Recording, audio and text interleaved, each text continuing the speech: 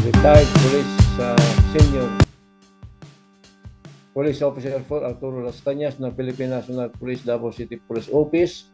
Isa ako sa mga original members ng Davao Death Squad ni dating mayor at dating presidente na si Rodrigo Roa Duterte. Kami ang mga inuutosan niya na pumatay sa libo-libong tao sa Davao City and their areas from 1988 hanggang sa umalis ako sa grupo noong December 26.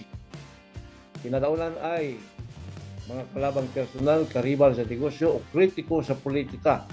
Kagaya ng broadcaster na si Jun Pala, ang pinapapatay sa amin ni Mayor Rodrigo Roa Duterte na tinatawag din namin na Superman.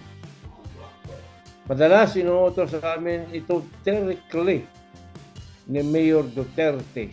Sunny Buenaventura, ang head ng operasyon ng Davao Death Squad, ni Bongo, naalalay Rodrigo Duterte o ni Bato de la Rosa nung siya ay Chief of Police ng Davao City.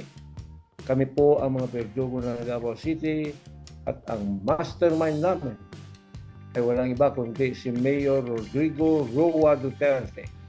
Ang lahat ng mga specific cases na pinatay namin sa naaalala ko lang ay inilahad ko sa aking testimonya sa International Criminal Court o ICC. Gaya ng huli kong testimonya sa Senado noong 2017, ako po ay humihingi ng tawad sa mga pamilya ng aming mga biktima at sa taong bayan. Pinagdarasal ko rin po sa ating Panginoon ang aking kapatawaran. Maraming salamat po at handa